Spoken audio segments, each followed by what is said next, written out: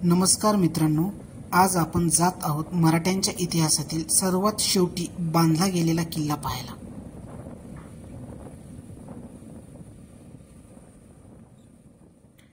सोनेरीचा किल्ला उर्फ मल्हारगड हा महाराष्ट्राच्या संपूर्ण किल्ल्यांमध्ये सर्वात शेवटी बांधला गेलेला गड म्हणून प्रसिद्ध आहे।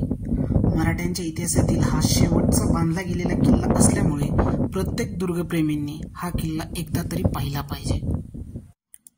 या किल्ल्याची बांधणी पेशव्यांचे सरदार माधवराव पानसे व भीमराव यशवंतराव यांनी केली होती। पुणे जिल्ह्याच्या दक्षिणेकडे वेल्हे तालुक्यातील सह्याद्रीच्या मूळ रांगेचे 2 फाटे फुटतात। त्यातील एक डोंगर रांगेवर राजगड आणि तोरणा आहे, तर दुसरी डोंगर रांग ही पूर्व पश्चिम पसरलेली आहे। याच रांगेला भुलेश्वरची रांग म्हटले जाते। पुरंदर, वज्रगड, मल्हारगड, सिंहगड हे किल्ले याच रांगेमध्ये आहेत।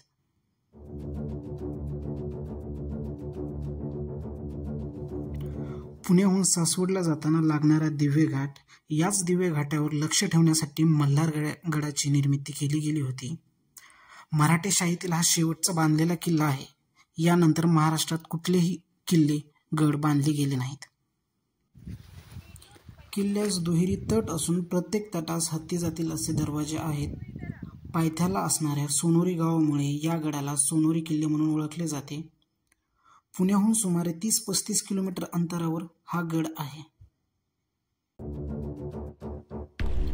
गडावर पाण्याचे टाके आहेत, 2 विहिरी आहेत। गडाचा सर्वात प्रेक्षणीय भाग बालेकिल्ला आहे। उत्तर बाजूला बालेकिल्ल्यात जाणारा रस्ता आहे। मल्हारगड आकाराने लहान आहे आणि गडाचे क्षेत्र साधारण 4.5 ते 5 एकर आसपास आहे। याच गडावर पावनखिंड मूव्हीचे शूटिंग झाले होते।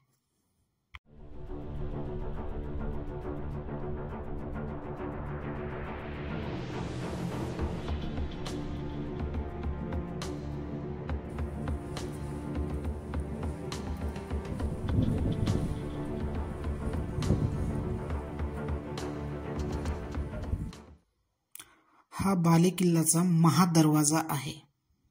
मल्हारगड हा त्रिकोणी आकाराचा असून आतील बालेकिल्ला म्हणजे राजवाडा हा चौकोनी आकाराचा दुहेरी तट आहे।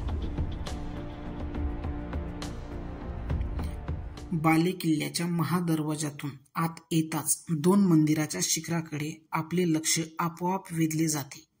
शिवलिंग असणारे सावळेश्वराचे मंदिर आणि दुसरे मंदिर म्हणजे खंडोबाचे। दुसऱ्या मंदिरातील अश्वरुद्र मल्हाराची माळसाबरोबरची मूर्ती पाहून आपल्याला प्रसन्न वाटते आणि हरून जेजुरीची आठवण येते। या गडाला मल्हारगड हे नाव या मंदिरामुळे पडल्याची खात्री वाटते। हा बालेकिल्ला आहे। मल्हारगड हा त्रिकोणी आकाराचा तर आहेच, पण मल्हारगडावरील बालेकिल्ला म्हणजे राजवाडा हा चौकोनी आकाराचा असून दुहेरी तट असलेला आहे। या गडावर महाराजांची मूर्ती आहे।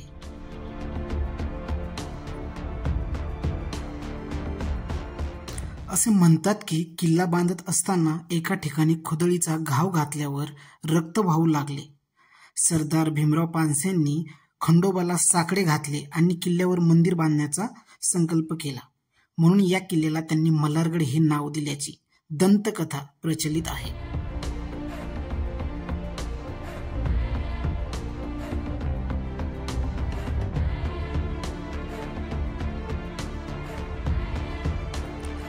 इंग्रजांच्या विरुद्ध बंडात उमाजी नाईक आणि वासुदेव बळवंत फडके यांनी याच गडाचा आश्रय घेतला होता।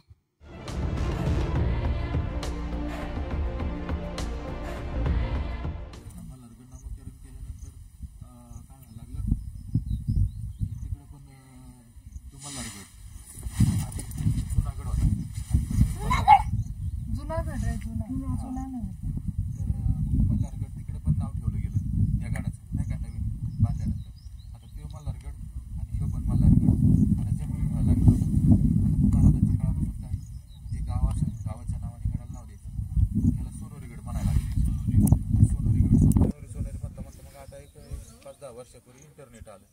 आता जरी आपण मुलाचं नाव शाळेत ओरिजिनल असतं तरी आपण त्याला टोपण नावाने हाका मारतो, पण ओरिजिनल नाव शाळेत निघतच ना कधी ना कधी। त्या पद्धतीने मल्हारगड. तरी अजून लोकांचं जमलिंग होतच आलं, सोनवरीला मल्हारगड कसं आणि जेजुरीला मल्हारगड कसं, म्हणजे असं झालेलं आहे.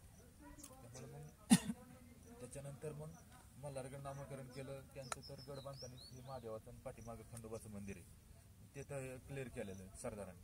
पण आता काय झालेलं की देवाने आपल्याला एवढं काही सहकार्य केलं असेल किंवा एवढं काय दिलं असेल, मग देवाला पण आपण काहीतरी देणं लागतंच ना. मग आता देवाला काहीतरी भेट दिली पाहिजे ना, आपल्या घराचं काम हे ते. आता काय काय द्यायचं म्हणून त्यांनी काय केलं, त्यांच्या जुने जाणकार लोकांची परत बैठक बोलावली. म्हणजे आपल्याला देवाला काहीतरी भेट द्यायची. आता काय द्यायचं तर मग बैठकीत ठरलं की देवाला आपण तलवार भेट द्यायची म्हणून. काय आता देवाला तलवार भेट द्यायची म्हणल्यावर ती कोणाकोणाशी घेऊन द्यायची नाही, मग आता ती बनवून द्यायची ठरलं.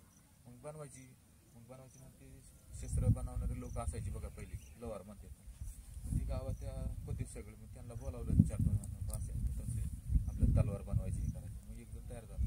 आता तयार झाल्यानंतर सरदारांनी सांगितलं 40 किलोची तलवार तू आम्हाला बनवून दे म्हणून. आता देवाला जर तलवार भेट द्यायची असेल तर ते सगळं आपलं कौशल्य पणाला लावणार ना, आहे का नाही. मग त्यांनी ती तलवार 40 किलोची तलवार सरदारांना बनवून दिली. आता 40 किलोची तलवार बनवून दिल्यानंतर मग त्याचा पण किती मुहूर्त साधला पाहिजे ना आपल्याला देवाला. मग त्यांनी दसऱ्याचा मुहूर्त साधला आणि मग दसऱ्याच्या दिवशी ती तलवार देवाला भेट दिलेली. तुम्ही जेजुरीला कधी गेला असाल तर ती थंड तलवार म्हणून फेमस आहे बघा. उचलतात ते उचल म्हणून करून दाखवतात. ती हिथून ह्या सरदारांनी या सोनवरी गावातून ती भेट दिलेली. तर ती फक्त दसऱ्याच्या दिवशीच बाहेर काढते. स्पर्धा केल्या मला असतं कधी हा अगोदर ती दाताने उचलायची असते. दाताने उचलल्यानंतर ती हातात पुजारी हातात घेतो आणि मग आपल्या हातात जो पण स्पर्धक असतो का त्याच्यात मग ती कोण असं पेलून धरतं, कोण असं फिरावतं, कोण 40 जीव जास्त वेळ पेलून धरेल त्याला पहिल्या नंबर असतं. आता भरपूर पहिलं कसं असायचं 5,000 रुपये बक्षीस असायचं देवस्थान सारखे आमच्यासारखे हौशी नवशी जातात लोक तिथे. मग आता पहिलं बक्षीस 50,000 लाखात जातं. पहिल्यापासून म्हणजे दोघं आलो तर आम्ही नाईक रामोशी. आता तिथं जेजुरीला खंडोबाला म्हणजे काय असेल तिथं